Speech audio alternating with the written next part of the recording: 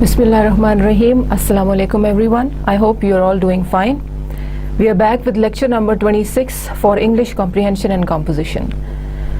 Today's lecture is in continuation with the previous one, in which we talked about email writing. We discussed some basics of email writing. We talked about anatomy of an email. What is the to field, what is the from field, CC, and the subject fields, and then how to compose a message. We also discussed 15 tips of effective email writing and some important aspects of email writing, as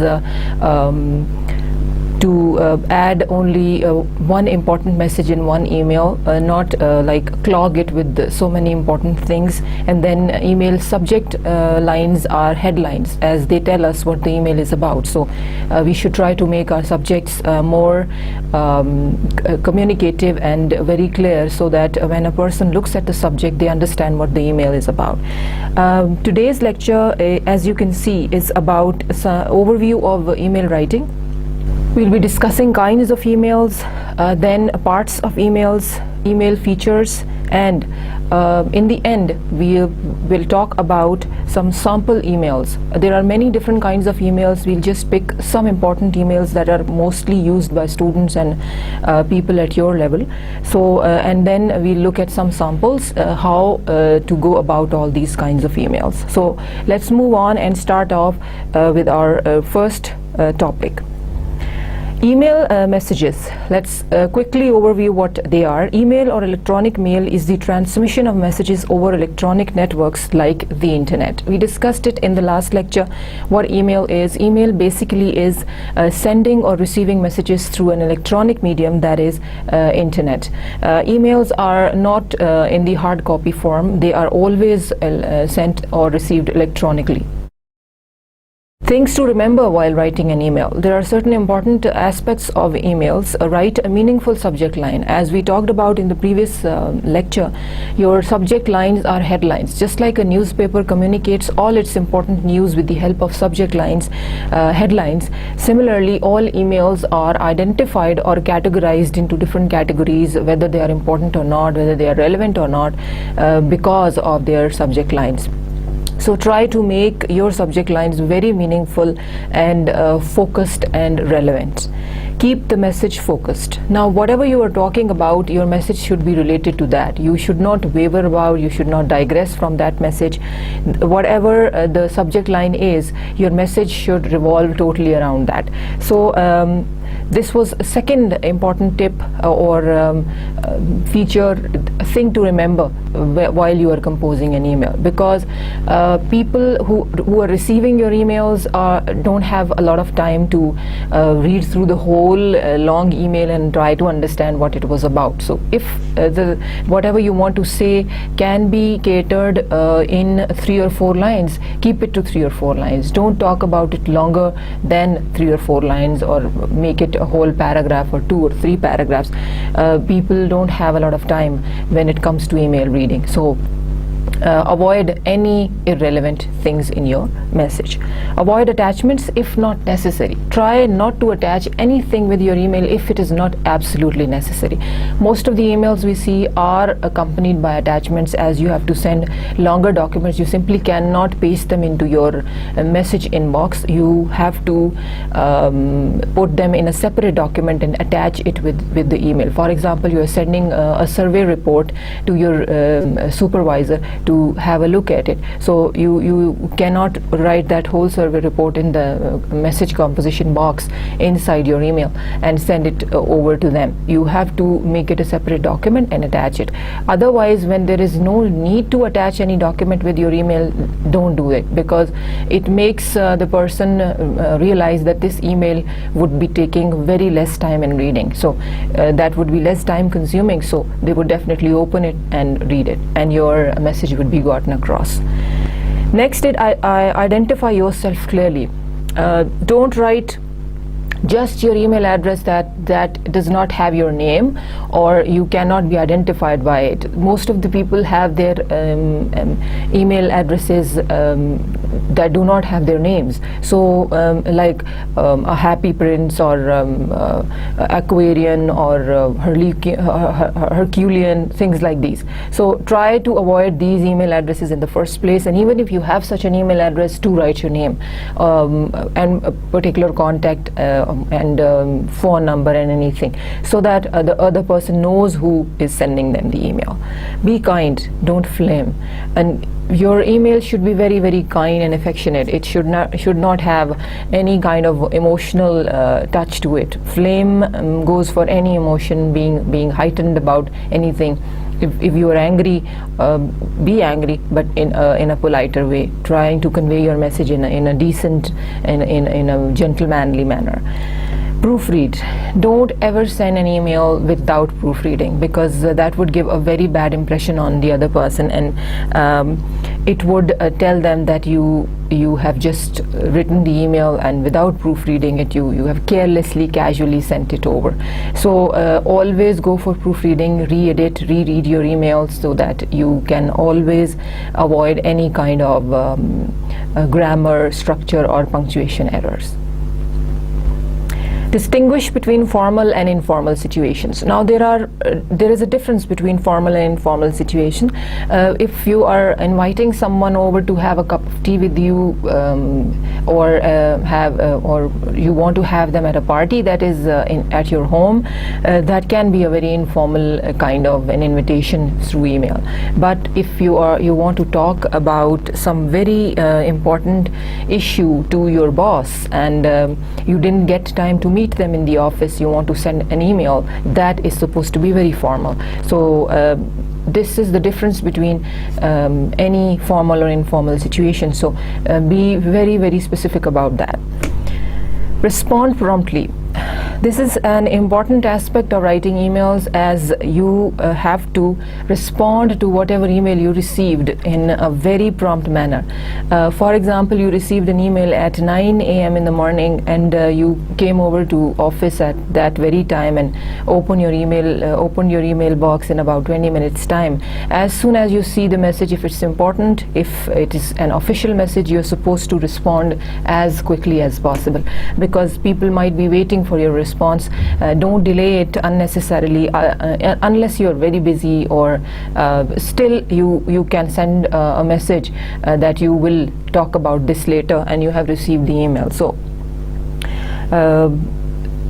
always try to respond quickly, as soon as possible, as soon as you can. Show respect and restraint.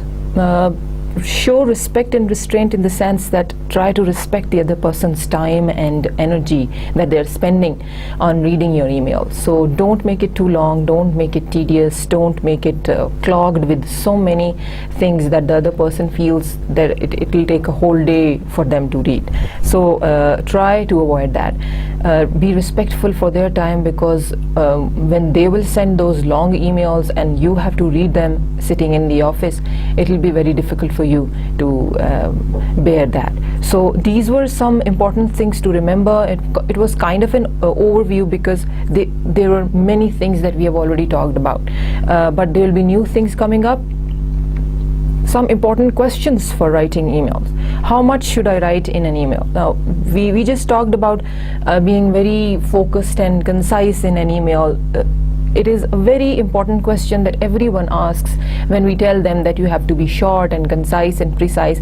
They ask, how much should I write? How long an email should be? That totally depends on the subject of the email, on the topic, what you want to talk about. If it is an official thing, if it is something that is detailed, you need to divide it into paragraphs in a way that they are readable, but it will definitely be a little longer email than others. Email is meant for quick, simple communication. As a general guide, that means roughly 4 to 5 paragraphs at most. Now this is the answer to your question. Not more than 4 to 5 paragraphs. That's what you have to do in an email. You are not supposed to write more than 4 or 5 paragraphs at the most, as a general rule. Due to the limitations of formatting and layout, anything much longer than that is probably best sent as a separate attachment, such as a Word file. Most people have a limited attention span with email. If they are receiving a lot of mail, you want to get the mail message explained in the shortest possible space. Now, if you really have to write 4 to 5 paragraphs, you should do that. If you can avoid that by any means, by picking up some piece of information and putting it in another email and sending a separate email that is a shorter one and with a very simple, concise message, you can do that. Or you can simply pick up some information, put it in another Word file and add it to the email as an attachment, and let the other person know that they're supposed to look at the attachment, what it is about. Now, most of the times there are limitations about formatting and layout, and when you have composed a very long email, some parts of it are sent separately to the other person in the form of an attachment. So try to limitize your email message to being a very short message. Most of the people don't have a lot of time to read many emails because they are sitting in front of the computer all the time, and there are so many mails coming in. They keep coming in the whole day. So they are the ones who are bearing the brunt of what you are writing. So it's important that you keep your message very simple, very plain, and very concise. For example, look at the role of a head of department. They are sitting in front of their computer and they are receiving forwarded emails, they are receiving notifications, they are receiving personal emails from the faculty or from the staff regarding their issues, their problems, and they are also receiving emails about scholarship notifications, about meetings, about seminars, about conferences, and about so many other different invitations that they receive. So at one point in time, a head of department might receive 10 emails in about 1 to 2 minutes. So it's important for you to make your messages very, very short, very concise, so that the people who are receiving those messages and they are the ones who are supposed to sort through them, they find it easier to do it, and they have a certain amount of time to go through all the messages and then respond, because an email is a quick and simple communication in a way that you need respond from. So if you don't make your message a very small and concise one, the other person might not have a lot of time to respond quickly. So whatever you want from them to be done, that won't be done. So make your messages very short and concise and respect the other person's time. That's one important thing regarding emails. Moving on, do spelling and grammar matter in email? This is also a very important question. When teaching email writing to students, they always ask, can we use that small text message language in emails? And that really keeps a teacher confused all the time, because on the internet you mostly see that those chat words that have smaller spellings and they are easier to write, they are used. So when you have communication with your students, most of the times you read such emails which have these words. So try always to avoid these words, because spelling and grammar do matter in emails. When you are writing a formal email to your boss or your head of department, it's very important that your email is supposed to be totally free of any spelling or grammar errors. So for that, most of your email composition boxes have spell check and grammar check. So always switch it on while you're writing an email, so that all the unnecessary errors are corrected right there. We think it does. Yes, it does. Spelling and grammar matter. Definitely they do. Poor spelling and grammar show a lack of attention to detail and send the wrong message about yourself and how you do business or how you do any kind of work. They send a very wrong message about you to the other person. The other person would definitely believe that the person has sent an email in a hurried manner, and there was lack of attention to detail. Attention to detail means that you have to look at each and every part of your email, reread it, check it again, and then send it over.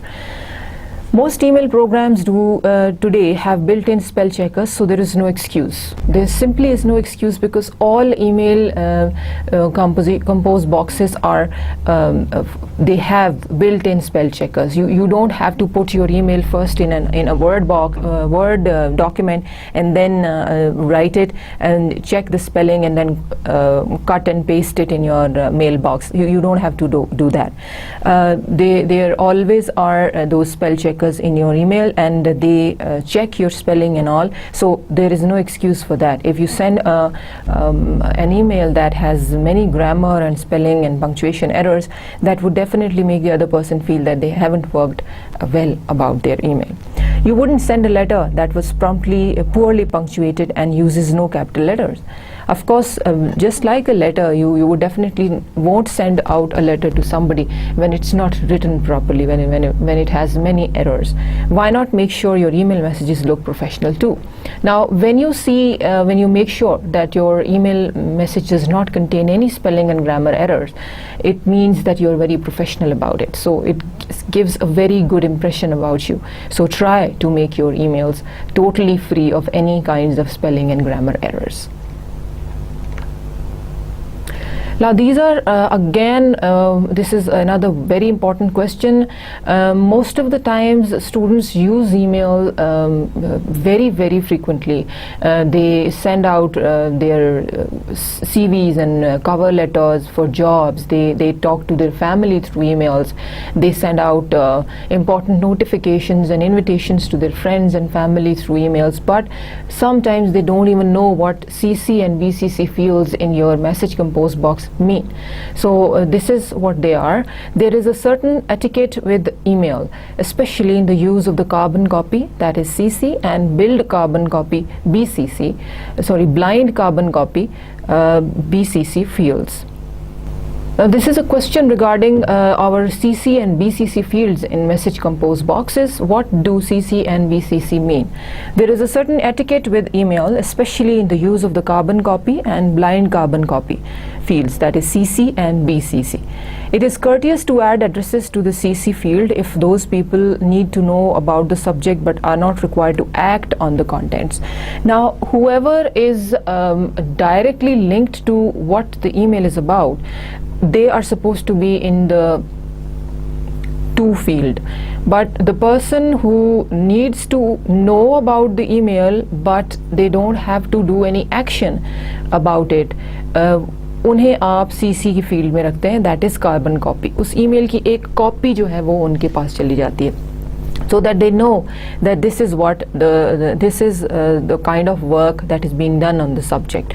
For example, you are asking for sick leave, and you have to write it to your head of department, of course. So your head of department is in the to field, who is directly supposed to either sanction or refuse your leave, and your coordinator or your program officer is in the CC field, because he or she is supposed to know that you have talked to the head of department about your leave. And then if your leave is sanctioned, your program officer would be instructed accordingly whether you are supposed to be given the leave or not. The BCC field is useful where discretion is required. People in this field are concealed from other recipients in the to, CC and BCC fields. They can themselves see others in the to and CC fields, but not the BCC fields.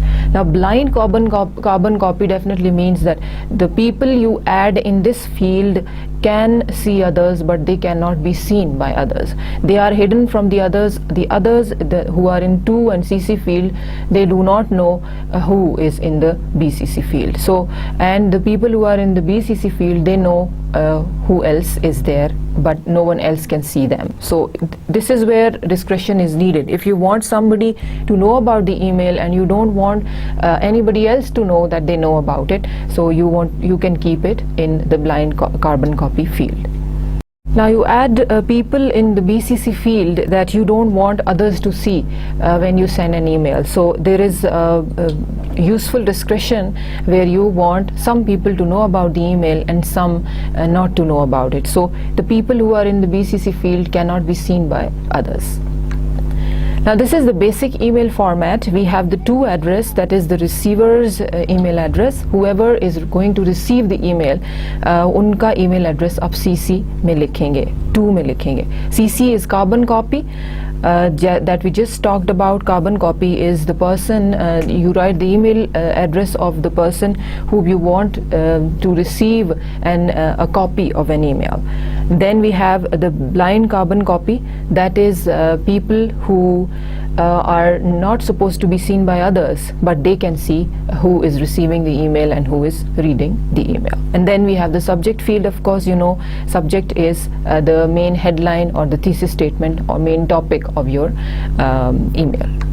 Now this is another image from a message compose box that contains all the fields here. In the previous one we had some fields empty. Let's look at this one. To field contains the email address of the person who is receiving the email. Then we have the CC field, in which we have copied somebody, and in BCC field we have someone that you know but you don't want the other people to see. And similarly, the people who are in BCC field are kept in the loop in a way that they know who is being communicated regarding this email, but they are not known to others. And then the subject is July 5 meeting time changed.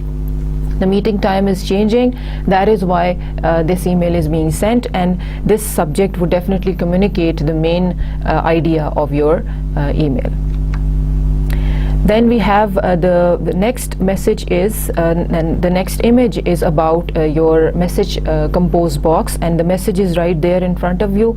Then you can also see the subject here is different, your website, and type your email message in the text box, then click send, and it will be sent to the receivers you have indicated in the to, CC and BCC areas.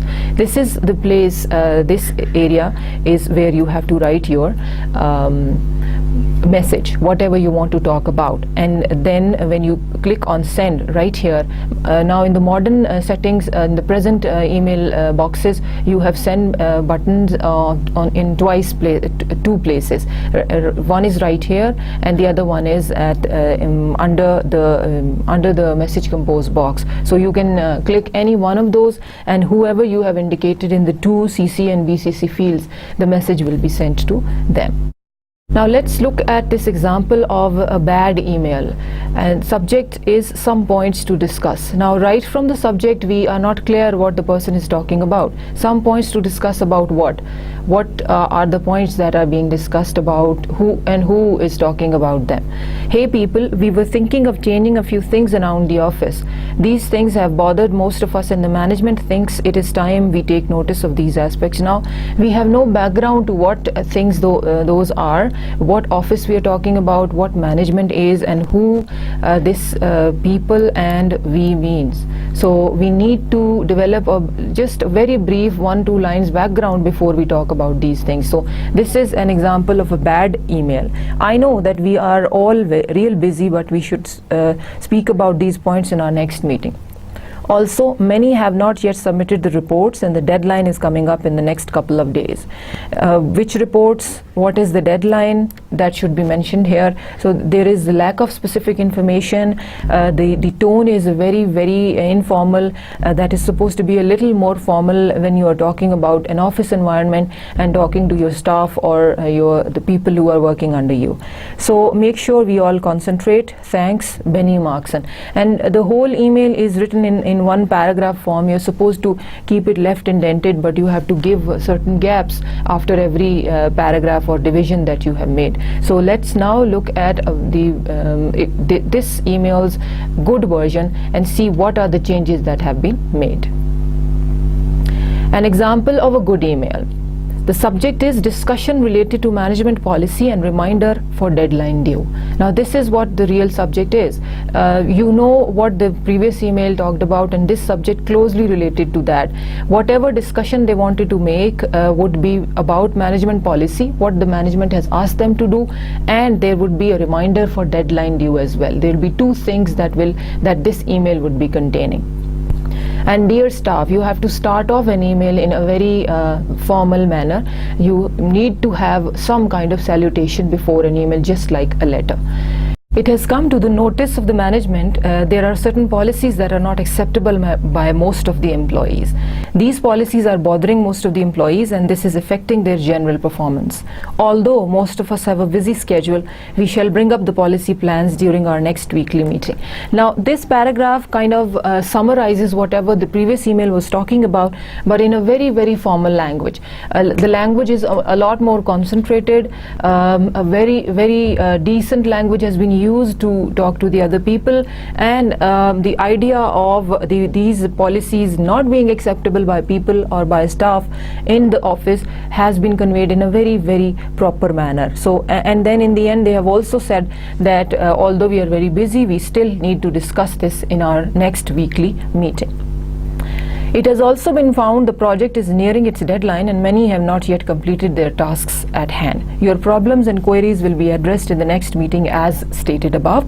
Thus, it will be better if we start concentrating on our project and give no opportunity to the client to complain. The management has full trust on its employees and we hope you will not disappoint us. Now, again, they have added some motivational words to the second paragraph about the deadline approaching, that we need to concentrate on that to complete our tasks in time so that we do not disappoint the client or the management. And in the end there are some motivational lines so that the people, whoever reads the email would feel that they have to hurry up a little bit and try to complete their task. Thanks, Benny Markson, HR Manager, Jackson Consultants. Now this email, starting from a subject till the end, is complete in itself because it gives you total full complete information. You start off with a proper salutation. There is a subject that is very, very communicative, and then the email is divided into two paragraphs that are very, very communicative, very closely related to what the person was trying to talk about. And looking at this bad example, we saw that it was just one paragraph, a very hurried way of writing an email. Hey people, that's very informal, very, very casual style of talking to the employees that work with you, and this is not an email to be sent by the management. This can be an email that could be sent by two colleagues, exchanged by two colleagues who are at an equal level, just as an informal way of communication, but it cannot be an email that can be sent by the management. So this was a good example, a perfect email for this particular subject, although there are two things being talked about, but the paragraphs are very short and there is a proper layout that has been followed. And looking at the email, it does not appear to be tedious to be read. It is not very long. It's easier to read it and quickly respond to what the email is saying. Now after this we are going to move on to writing emails in English. This is a very interactive handout with images for you to look at and understand how to compose good emails, and these are the parts that we are going to talk about. Emails are a fast way to communicate for business and pleasure. They can be both used for business purposes and they can be in a very friendly way for pleasure as well. These tips will help you write better emails in English and quicker. These are the parts of this handout, including all these things. We'll be talking about parts of email, we'll discuss email features, the email formats, learning tool for writing emails, and then the top 10 do's, that is what you have to do in an email, and sample emails. Let's look at this first image that we have here. This is a newer form of an email inbox. You see that we have a to field, then we have the CC field and the BCC field, and these colors that they are highlighted in the document here, they will be represented with the same colors. So that's how we'll understand them. For example, the subject here is in purple, and here we have subject in purple. So you're looking at this color, you'll move down, look at the subject heading and read about it. Similarly, the green color is for salutation, and in the handout down there, it's also in green color. So these colors are basically helping you point to one particular information that is there. We'll talk about options, we'll talk about attachments, how to attach those, and then we'll also talk about spell check and the parts of a message inbox. This area here is where you write your message. So we'll discuss all the parts of that. We start with salutation, with the opening sentence, then the email information in detail, closing sentence, and signature. Just like we saw an example of a good email just now, similarly we look at all the parts of an email. Moving on to parts of an email, first of all, in purple we had subject. So let's read about the subject here. The subject is what the email is about. Of course, that's what a subject is. You know about basic information about the parts of an email. You just need to get a little more knowledge about it. Here are the fields of the email defined with example texts. Example subjects. The subject is more important than the email itself. It should be focused, clear, and informative. Strong subjects have these points. Invitation to the ABC conference, November 2009. Now this is a very strong subject because it tells us that the invitation that the email would be an invitation to the ABC conference in November 2009. Then the next subject is application for account manager, position number 413, Jane Smith CV. Now this second subject is about an application for the job of account manager, and the Jane Smith CV is attached.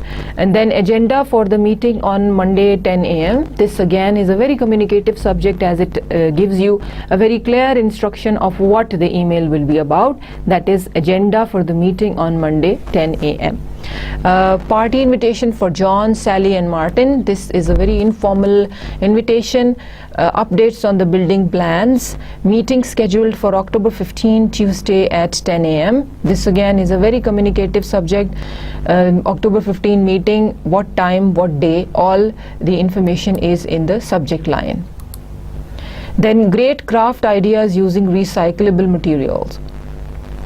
And this again is a very communicative subject, in the sense that it gives us a very clear idea what the email would be about. If anyone is interested in this subject, they would open it. Otherwise, they might not open the email and try to read it. And then look at the weak subjects. In weak subjects list, the first one we have is blank. Never leave your subject line blank. That sends out an impression that you were in a hurry and you were yourself not very well prepared about what you were talking about. Hi, hello, how are you? These are weak subjects. Never put these things in your subjects. First line of the email message. Whatever the email message is, you simply pick up the first line and put it in the subject. That also is wrong. Don't do that. Words to avoid: help, % off, reminder, free. Now try to avoid these words in your email subject lines. Help won't do any good. If you need somebody's help, try to specify what help you want in the subject line. Just writing help won't do anything. So these were the subjects. In purple here it is identified that this is the area where you need to write your subject, and here we read about strong and weak subjects. These are the strong subjects.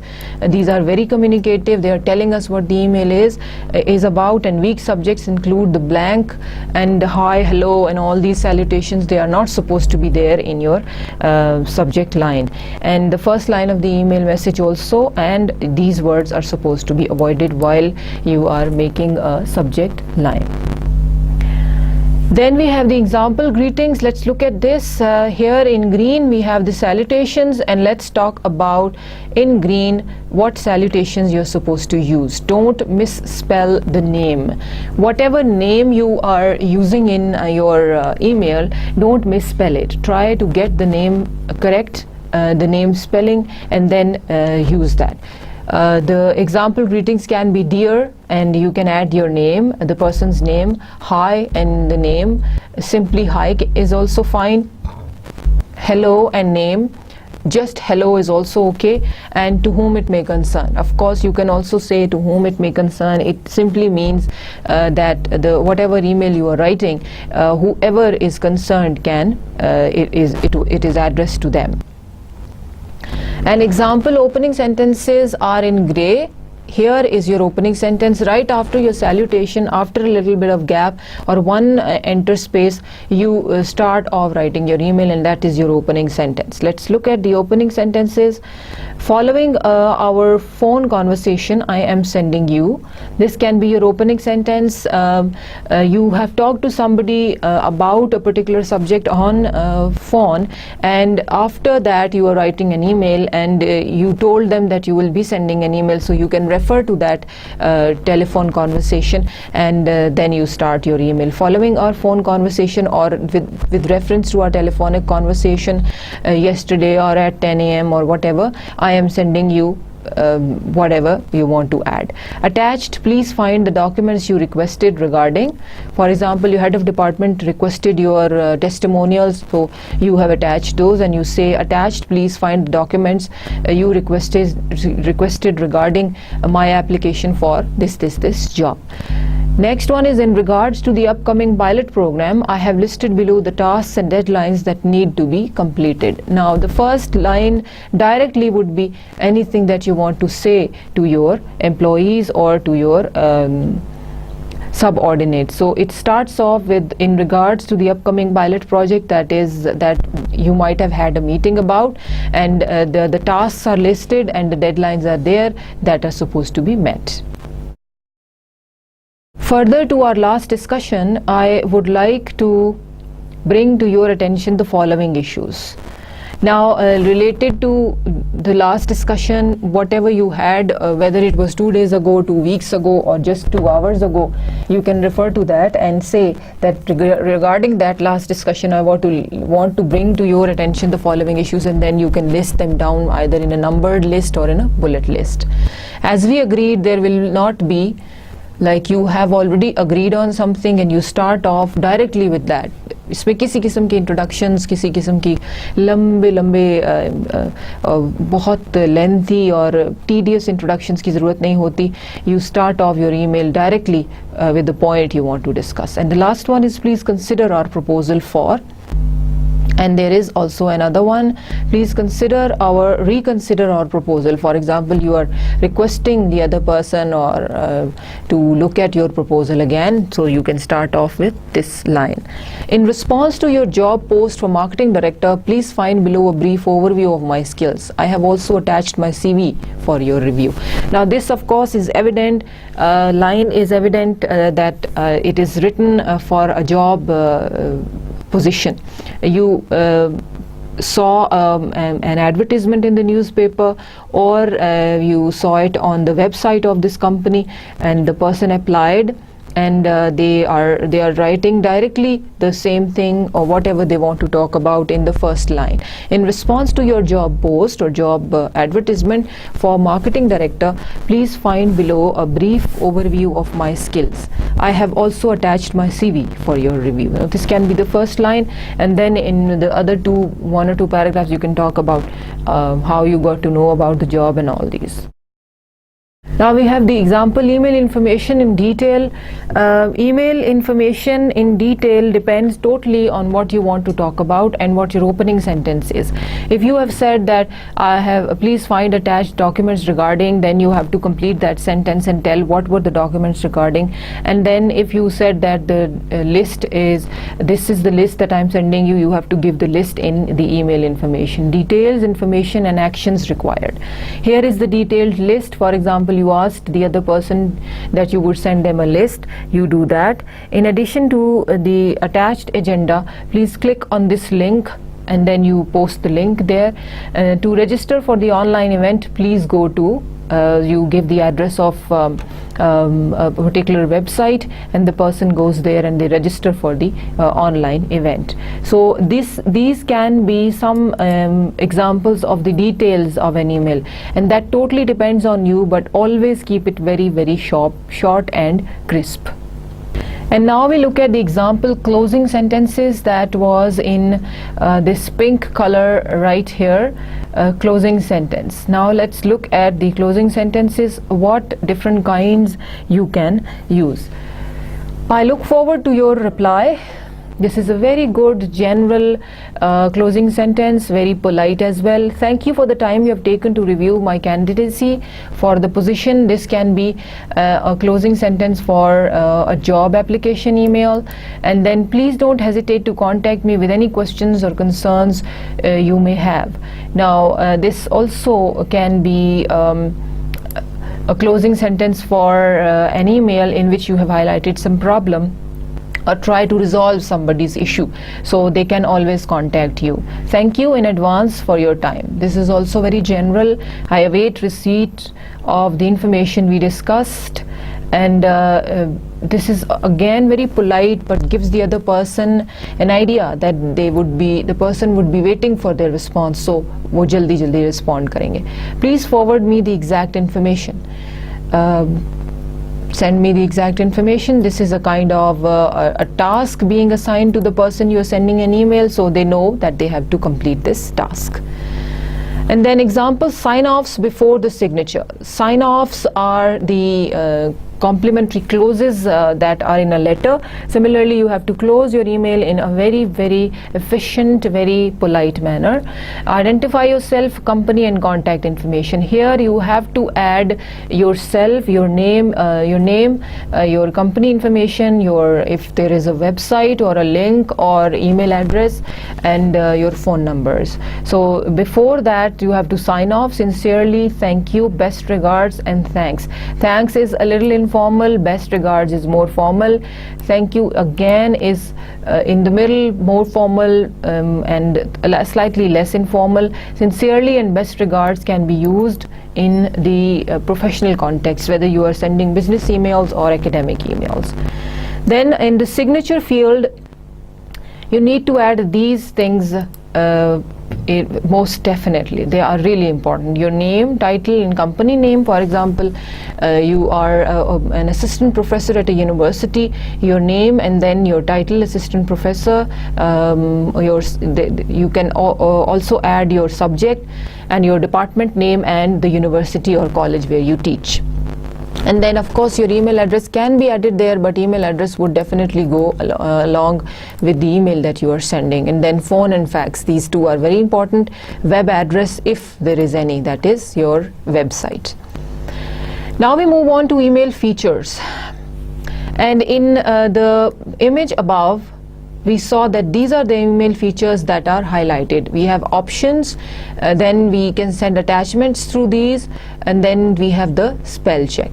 These are the options that were talked about. So let's see what email features are discussed here. There are many features that are included in emails. Here I will highlight just a few important ones.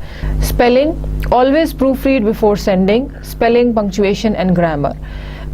You are always supposed to proofread or edit your email before you hit send, because if you do it before without checking your email again, this would give a very bad impression on the other person, and they would feel that you were not very careful about it. You sent the email in a very casual and hurried manner. So try to be very specific about this. This is the spell check that is highlighted in the image above in blue color. Insert option tells us that we can use or attach attachments or links with our email. Since emails are filtered here are a few tips regarding attachments and links. Keep file sizes small. Now there are always some tips regarding emails, because emails are filtered when you are using an insert option. When you have emails with attachments and links, they are always filtered. So these are the tips that you have to keep in mind. Keep file size small. Your file size should be very small. If it is bigger, try to resize the files or divide them into different emails, और उनके साथ different छोटी attachments जो हैं वो attach करके भेजें. Zip or PDF attachments, all these kinds are sometimes considered spam, so try not to use these. When replying, do not resend attachments again. Yes, try to reply without an attachment, because that would be make the message more heavier and not easy to deliver. Use links whenever possible to files that are stored online or in shared folders. Try to use those links that are files that indicate files that are already stored on the internet or anywhere that the person can find, instead of attaching the files again and again. Moving on to options, if the email is very important, under options request a read receipt. This way you can ensure the email has arrived at its destination. Now regarding options, this is again one very important tool that an email provides you. Under the options request, we have we can request a read receipt. Whenever the other person would read the email, that notification would come back to you and you will know that the other person has received the email. Reply to all. Now this is again very important. Stop and think before hitting reply to all. Sometimes you may just need to hit reply. Now sometimes an email is sent to about 15-20 people together. Don't usually send a reply to all, because reply to all means that whoever is CC or whoever in the CC field or whoever is in the BCC field would all be receiving the reply again. So as many times the email is replied by anyone, they will also getting extra or irrelevant email, because people who are in the CC and BCC field might not have to do anything about the email practically. They don't have to take action. They just need to know about the email. So they just don't need to know whatever replies you are sending to each other. So try to avoid hitting reply all. Just think, stop and think, and then see whether you really need to send the reply to all or you just reply. And then the top 10 do's of an email. These are the top 10 things that you need to do regarding emails and not actually avoid. Write a meaningful subject line. Don't repeat first line of your email in your subject line. Yes, keep your subject lines very focused and meaningful, and don't put the first line of the email as a subject line. Keep the message focused and readable. Avoid large attachments. Identify yourself clearly. Be polite and kind. Proofread, check spelling, grammar and punctuation. Be professional at work and informal with friends. Don't choose personal email accounts for company business. Yes, now you need to differentiate between formal and informal formats and formal way of writing an email. So if you are writing an email from home to a friend, don't use your professional email address or ID, and if you are using email for professional purposes, don't use your personal emails and only use your professional emails. Number 8 is respond quickly. And then we have show respect and restraint. Respect and restraint go for having respect for the other person's time and energy that they're spending on reading your email. Don't try to waste their time. Write emails in a way that they have very little time to read it. Use plain formatting without stationary backgrounds, images, wallpapers, or fancy stylized fonts. Emails are supposed to be very simply written. They are not supposed to have colorful fonts and more highlighted and bold-faced words and big backgrounds and images and everything. They are supposed to be very simple and very, very elegantly written. Never put your email in a bold highlighted form, and because that would make the other person feel that you have overdone it. उसमें कुछ ज़्यादा ही आपने attractions डालने की कोशिश की है, और बैकग्राउंड्स मत डालें, इमेजेस, वॉलपेपर्स मत डालें. Just simple fonts and a black and white color is supposed to be used. Now let's look at these sample emails. This is a job interview thank you.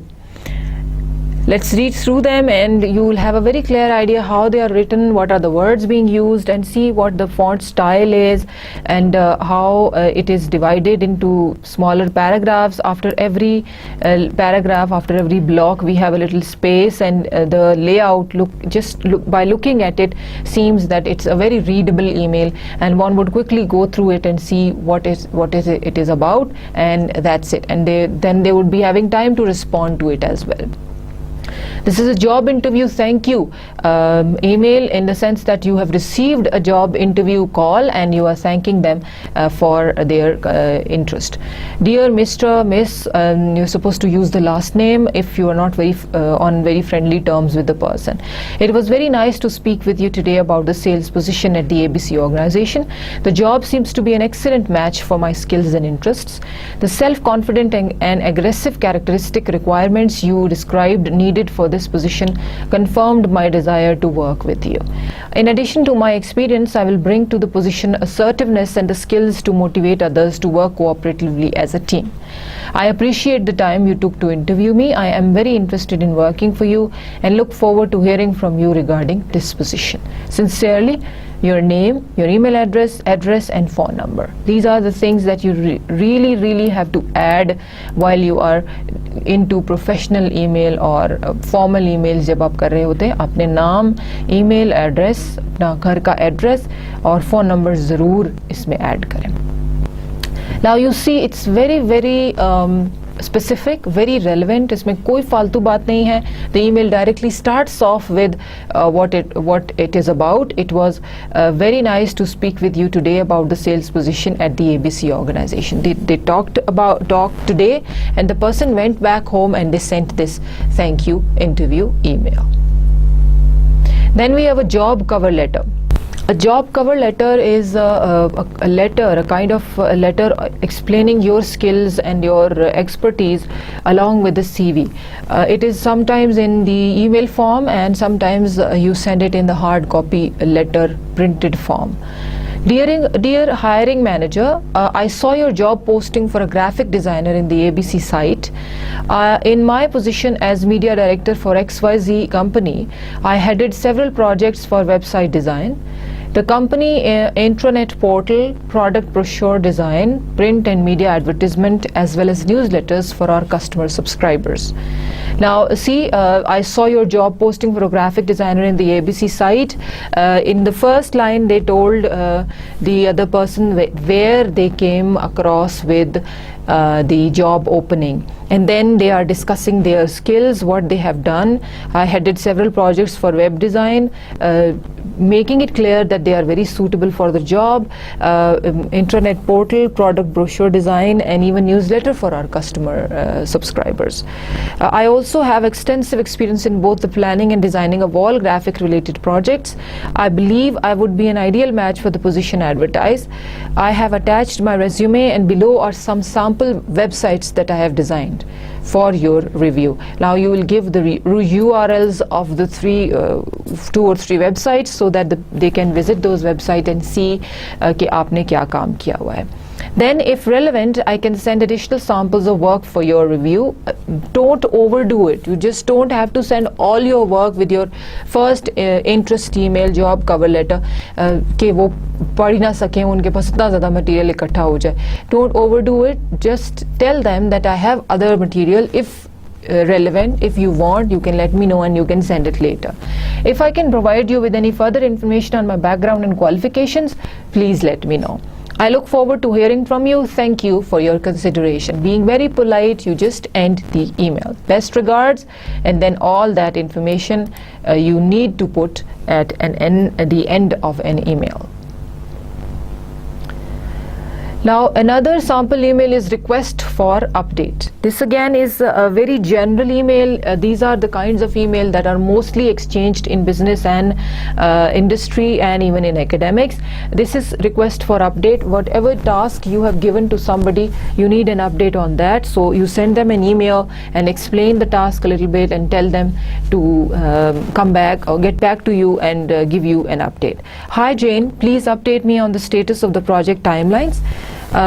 Last week you mentioned that you were waiting for Sam to send you the development timeline and that you were working on communication and planning documents including timelines for the project. I am planning for the project in Asia Pacific and need these dates to initiate discussion with the countries. The pilot will be a topic of discussion on our weekly status calls next week. And they are giving them update from their side and they are telling them to give the other side update after this. Your assistance in getting this information as soon as possible is appreciated. Thanks, Robert. So that's how it is.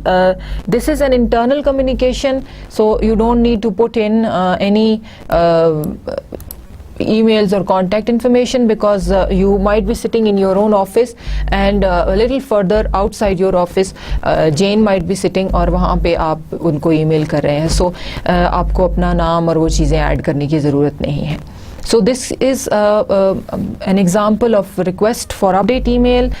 We also talked about a job cover letter and a job interview thank you email. These were some samples, and in this handout, just to quickly review, we talked about how emails are written. There are options of attachments and spell checks, and then these two CC and VCC fields. What do we add here? And then salutation, we discussed which salutations are strong and which are weak. Opening sentences discussed किए हमने जिनमें you have to start off with directly with what you want to talk about. There are no introductions and no backgrounds and nothing. The email information in detail is in blue. That depends, the length of this depends totally on what the message is. And then the closing sentence and signature. In the signature, you have to add your contact information. That is most definitely, most importantly needed, because the person, if they want to get back to you, they should know not just your email address but your phone number, your home address, and other information as well. So this was it about writing emails in English. Now we move on to some advantages and disadvantages of electronic mail. Email writing is a very useful tool, but whatever is useful always brings something unuseful or something disadvantageous with it. So let's see what that is.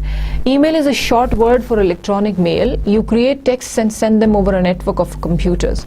The first emails go back to 1960s. Now email started off in 1960s. You create a text on the internet and you send it over to a network of computers and they receive it. Invention has influenced our lives, and emails have become a popular means of communication. This invention has been a very useful invention because being at a very long distance, you can send a very communicative message to your loved ones, even your professional colleagues and other people. So advantages of emails include: emails are easy to use. You can organize your daily correspondence, send and receive electronic messages, and save them on computers. Emails are fast. They are delivered at once around the world. No other form of written communication is as fast as an email. Emails are easy to use. You can organize your daily correspondence, send and receive electronic messages, and save them on computers. Now, many of your messages are saved on an internet or email address, and there is no chance of its going anywhere.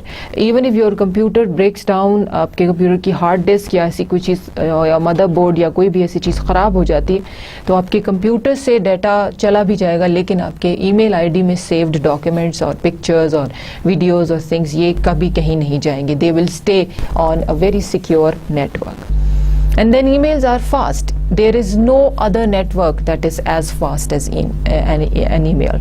आपका text message भी इतना fast deliver नहीं होता जितना email deliver होती है. So it is always a very good tool to be connected to the people in all around the world. They are delivered at once around the world. If you put in many addresses in the to and CC field, the email would be delivered to all of them within a matter of seconds and very, very fast. The language used is in emails is simple and informal. It's very easy to understand, so anyone can read emails and understand what it's about. When you reply to an email, you can attach the original message so that when you answer, the recipient knows what you are talking about. This is important if you get hundreds of emails a day. Now, when you reply to an email, what happens is that your original email is attached along with it. When you hit reply, the next compose box that comes, उसमें पहले वाली जो email होती है वो उसके नीचे होती है और आपका message उसके ऊपर आता है. So if somebody else reads that या किसी और को आपको वो भेजनी होती है तो people know what you're talking about. So this is important when you are receiving hundreds of emails. You are in a situation जहाँ आपको बहुत ज़्यादा emails जो हैं वो आती हैं और आपको उन्हें आगे लोगों को सेंड करना होता है. It is possible to send automated emails with a certain text. In such a way, it is possible to tell the sender that you are on vacation. These emails are called autoresponders.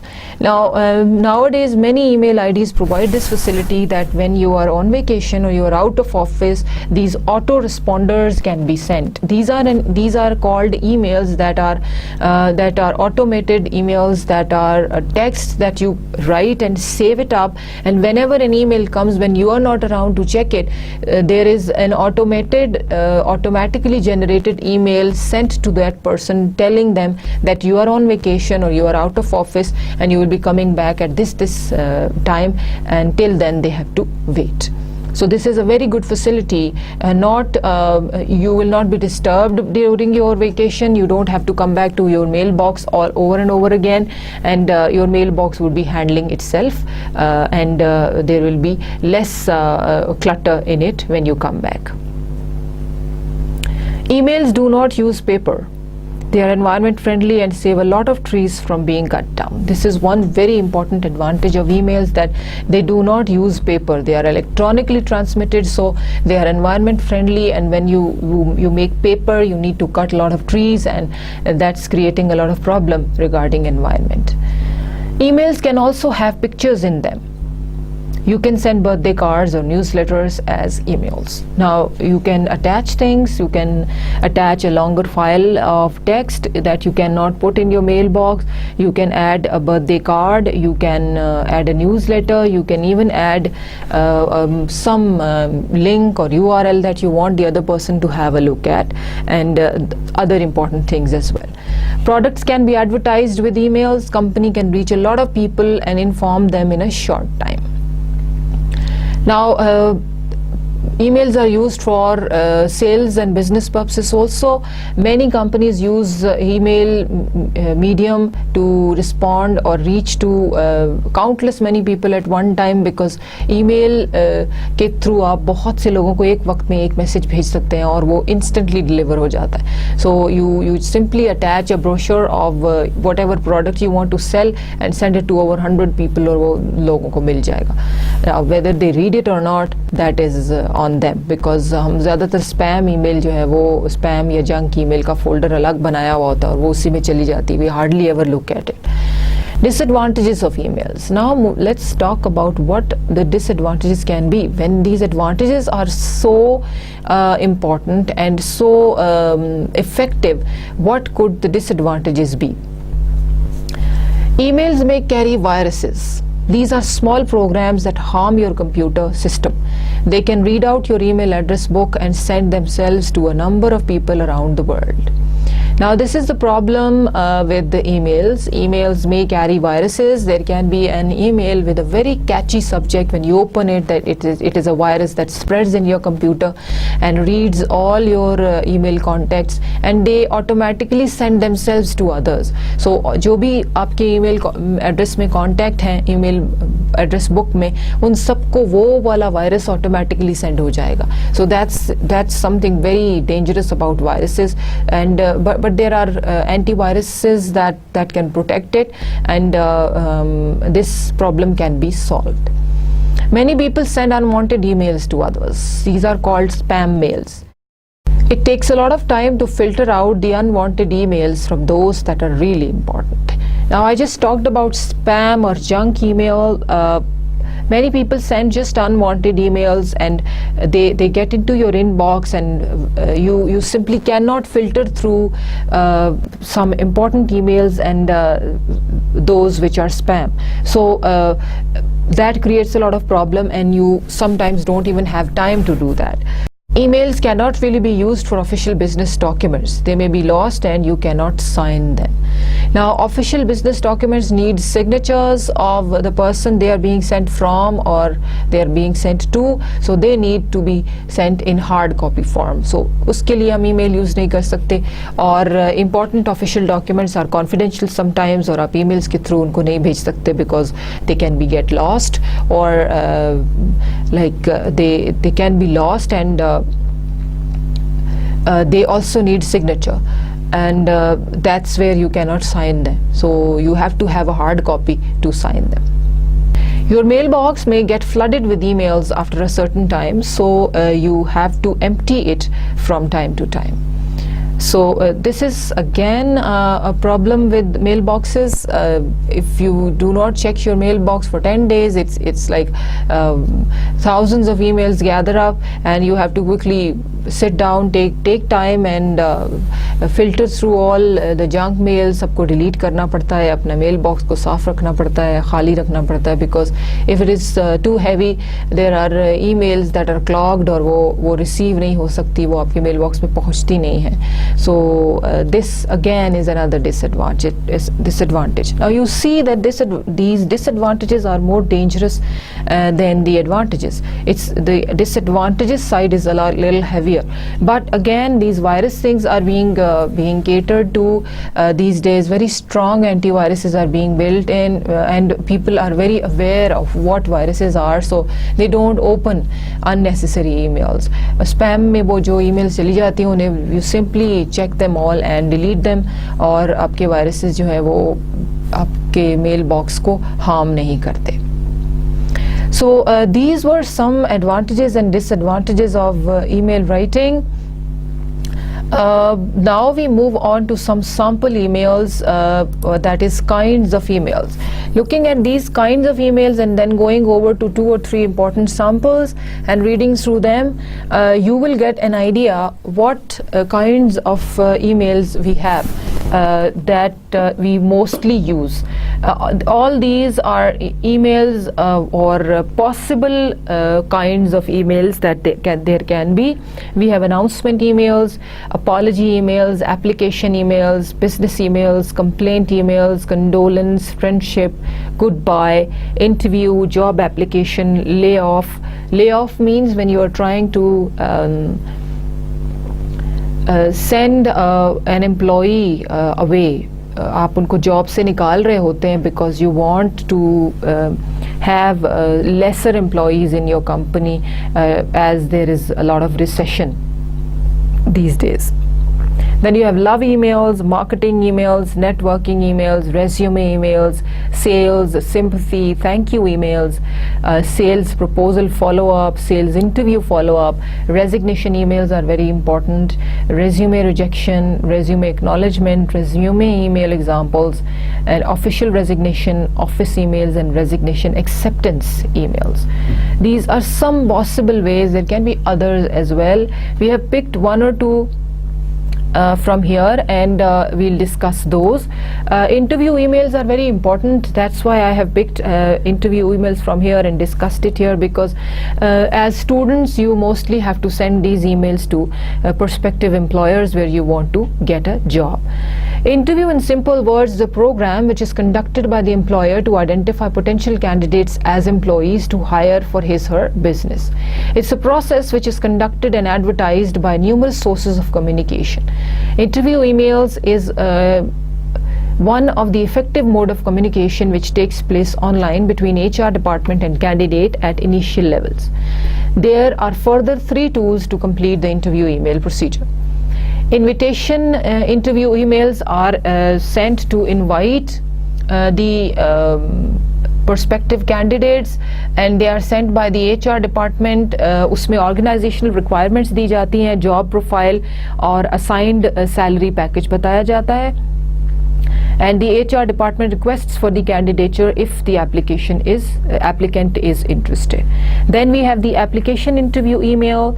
Can be done by attaching a proficient covering letter following with candidate's previous experience profile. This consists of a request for arranging interview for certain posts vacant in that company. Now, application interview email is the one you send to a company when you feel that there might be a job position open. आप अपने previous experience profile बताते हैं और एक covering letter साथ attach करते हैं, because you are applying for a job or you are asking for the possible positions. And thank you interview mail includes appreciation, the one example that we read earlier.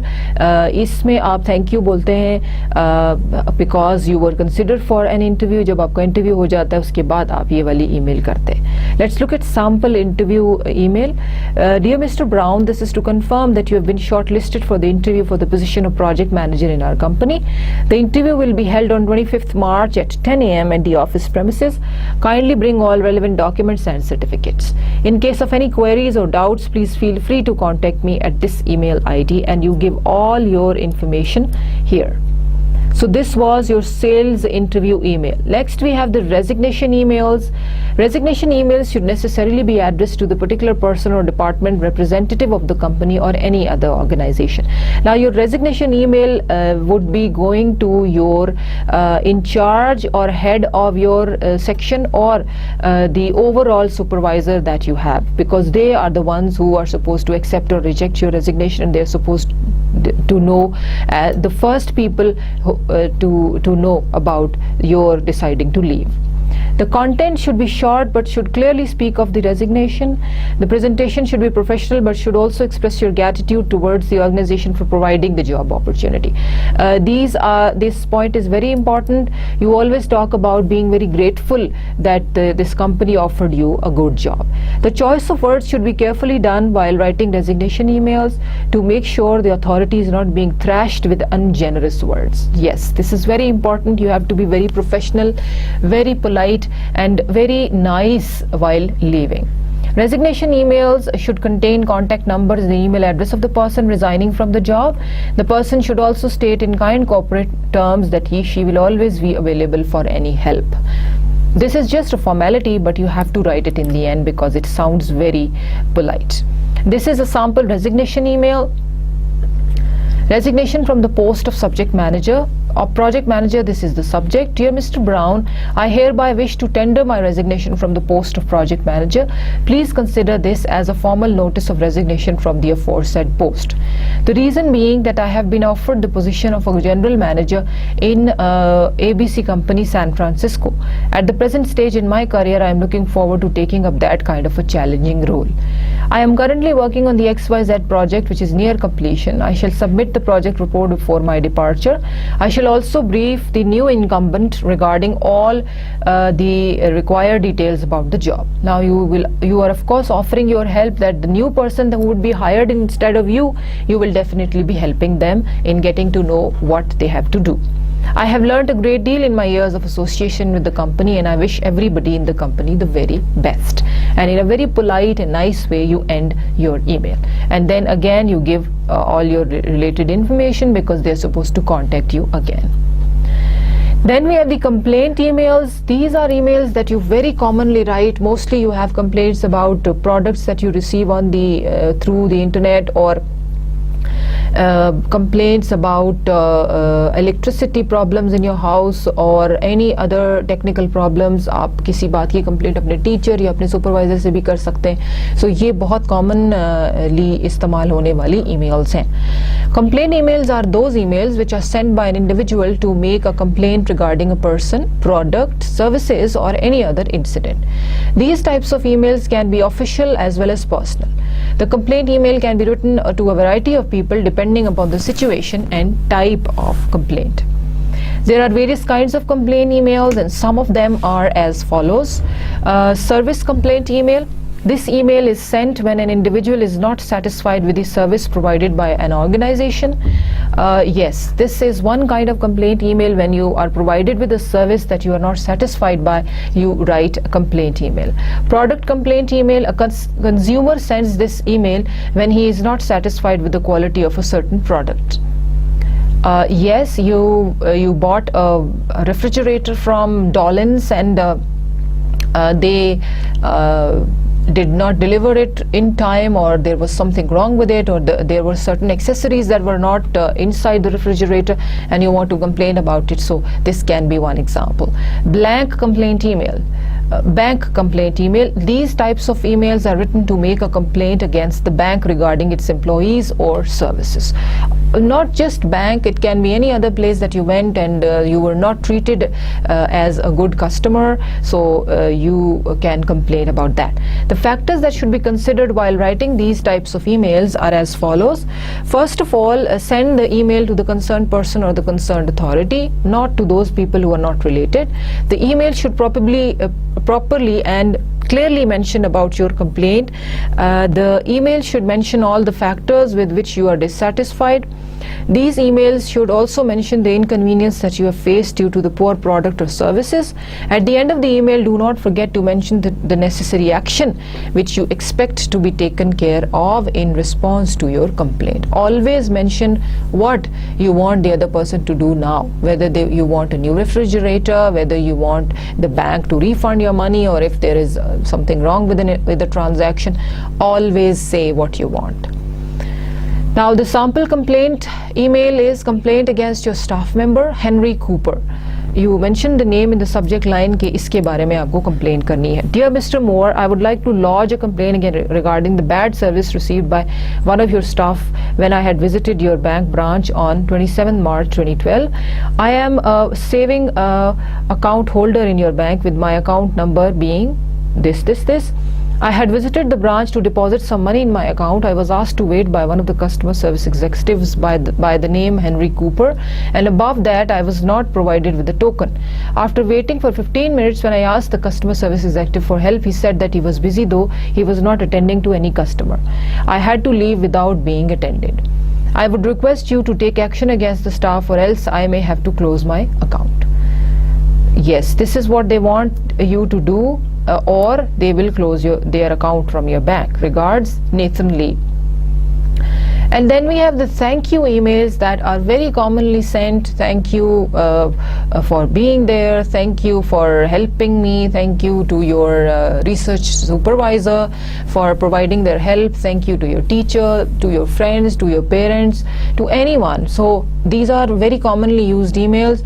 With the increasing acceptance of emails, thank you emails are of high importance both in professional and personal front. You can also send thank you emails professionally to your head of department for offering their help.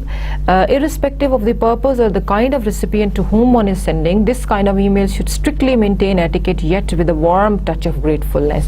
Now these emails are not supposed to be over emotional. They are supposed to be very strict and limitized in etiquette, but with very warm touch of gratefulness also. Along with it, there are some other factors which a person would take care of while constructing such a statement of gratitude. They are as enlisted. Thank you emails are generally being drafted in a form of statement. It should essentially focus on the reason for being obliged and to whom it is being sent. You have to mention the person you are thankful to and why you are thankful. It should reflect the inner sincerity of the person and must be concise and direct in nature. These kind of emails should be drafted either for professional or personal purpose. However, be it a formal or informal thank you email, one must stick to polite salutation. You have to be very polite about it. This truly adds graciousness to the format. And thank you emails can be both sent on professional and personal level. You can send it even to your immediate supervisor for their help regarding a project that you are a part of. The thank you email should be distinguished and true depiction of one's gratitude and must not be copied from elsewhere. It should be coming from your heart. It should be your own individual, your own creative thoughts rather than being copied from somewhere. This is because it might increase the chance of committing heedless errors, and can create a wrong impression about the sender's sincere act. And then if you copy paste your email, thank you email from somewhere, it can contain errors that would create a very bad impression. So this is a business thank you email that we look at now. Thanks for delivering the bulk order within time frame. Now the subject line gives us a very clear idea why they are thanking. They are thanking for delivering the bulk order. Bulk order means a very big order within time frame. Dear Mr. Black, I wish to express my gratitude towards you for having so successfully delivering the huge order well within the contract period. The order is perfectly designed and developed, and we at Gregory International are extremely proud to have chosen you as our partners for the project. The fact that the cloth materials are beautifully finished and delivered makes us think of strengthening business ties with your company for the future period. It is rare to have a company working for you in such a manner that a strong bond is formed between the two ends. I wish to thank you for the dedication and honesty with which your employees have worked towards delivering the entire order well before the deadline date. Hoping to continue the trade for future endeavors and thanking you for everything. Regards, Gregory Markson, Senior Purchase Manager, Gregory International. Now see, it is a very polite, very mannered email with the very warm words of gratefulness that would really make the order delivering company very proud of their employees. And they also mentioned all the employees who worked hard in delivering the order in time. उन्होंने सिर्फ एक किसी बंदे को thank you नहीं बोला, सारी company को थैंक्स बोला है और बहुत वार्म तरीके से. So this is going to be a very good email that they would read and feel proud of themselves. So this was the end of sample emails document. We talked about thank you emails, we discussed the complaint emails, and we also talked about resignation emails and some interview emails. So these are all kinds of emails, out of which we only picked four very important and commonly used ones. And you can always go back to this link given at the end of this document and check the difference of these emails. And the link is at the end of the presentation. You will find you can read all these emails and check the difference and try to learn and enhance your email writing skills. Now just to overview our lecture number 26, we are going to see what we did today. The overview of email writing, we discussed this, talking about all the various parts of email, the to field, the from, CC and BCC fields, and how to write good subjects. And then we discussed parts of emails regarding options and attachments, what do they offer, and how do we spell check, and how do we compose the message. We have the salutation part, then the opening sentence, then the email message, then closing and signature. What do we add there? Then there are various email features that we talked about, and sample emails. We discussed our interview emails, complaint emails, thank you emails, and resignation emails. This brings us to the end of lecture number 26. We will be meeting you again for the next lecture for some more knowledge and information regarding message composition. This is the end, and thank you very much. We'll see you again.